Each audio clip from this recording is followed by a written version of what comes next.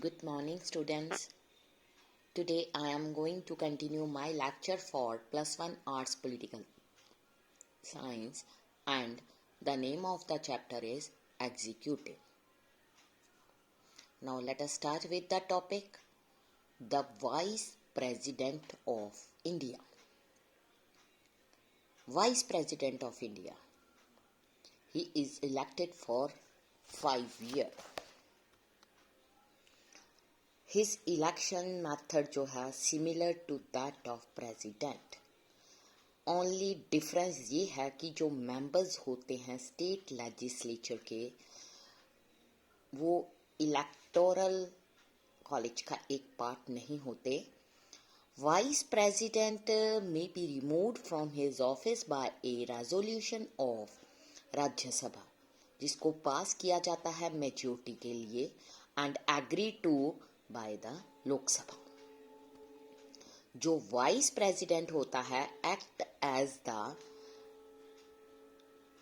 X officio chairman of the Rajya Sabha and take over the office of president when there is a vacancy by reason of death, resignation, removal by impeachment और otherwise. Vice president जो है act as the president only until new president is elected. B.D. Jati acted as president on the death of Farukhuddin Ali Ahmad until a new president was elected.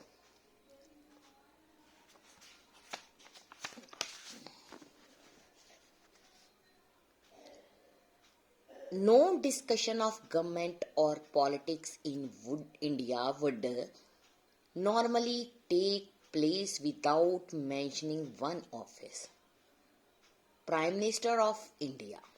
Can you imagine why this is so? We have already seen earlier in this chapter that जो president है exercises power only on the advice of Council of Minister. Council of Minister is headed by the Prime Minister. Therefore, as head of Council of Ministers, जो Prime Minister है, he becomes the most important functionary of the government in our country. In the parliamentary form of executive, ये essential है कि Prime Minister has the support of majority in the Lok Sabha. This support by the majority also makes Prime Minister very powerful. The moment this support of majority is lost, the Prime Minister lost the office. For many years after independence, जो Congress party है had the majority in the Lok Sabha and जो इसके leaders हैं would become the prime minister. इसलिए 1989 बहुत सारे ऐसे occasion थे जब no party had majority in the Lok Sabha. बहुत सारी पॉलिटिकल पार्टीज जो हैं come together and formed a coalition, means it has the majority in the house. इस सिचुएशन में क्या हुआ, एक जो leader who is acceptable to most partners of the coalition, उसको प्राइम मिनिस्टर बना दिया जाता है.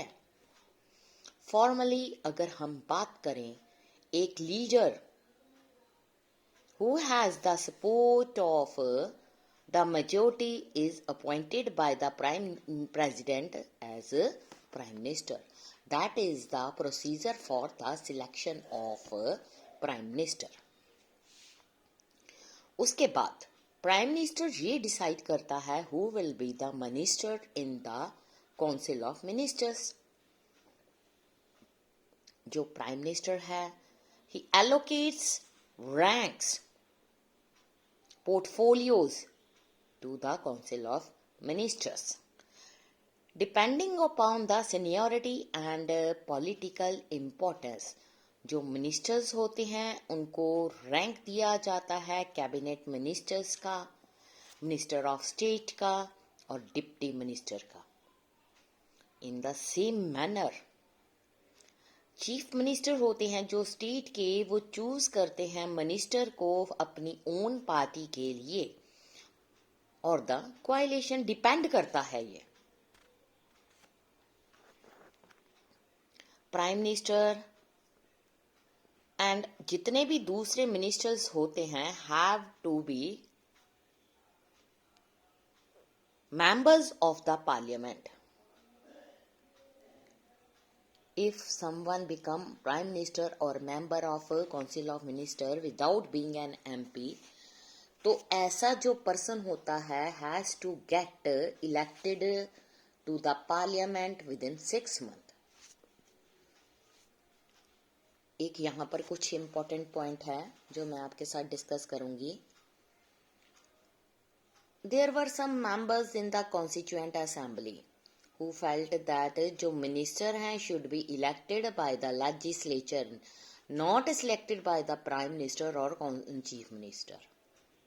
Swiss system जिसके अंडर जो legislature है elect करता है executive for a certain period is to my mind the best form of government for the provinces. जो सिस्टम होता है सिंगल ट्रांसफरेबल वोट, वो बेस्ट सिस्टम होता है that can be adopted for the appointment of executive. क्यों? Because in that all interest जो होते हैं विल बी रिप्रेजेंटेटेड, और नो पार्टी जो है in the legislature will have any occasion कि वो फील करे that it is not represented. उसमें ये भी बताया गया है 91st अमेंडमेंट एक्ट 2003 जो साइज है काउंसिल ऑफ मिनिस्टर्स का are determined according to the exigencies of time and requirements of the situation, but जिसके कारण very large size of council of minister हो गया। Besides, when no party had a clear majority, so वहाँ पर एक ऐसा temptation होता है to win over the support of the members of the parliament, उनको by giving them ministerial positions as there was no restrictions on the number of members of the council of minister. So this was happening in many states also. Therefore जो amendment है was made that जो council of ministers shall not exceed 15% of total number of members of the house of the people. ये topic यहीं पर next हम कल start करेंगे। Thank you students.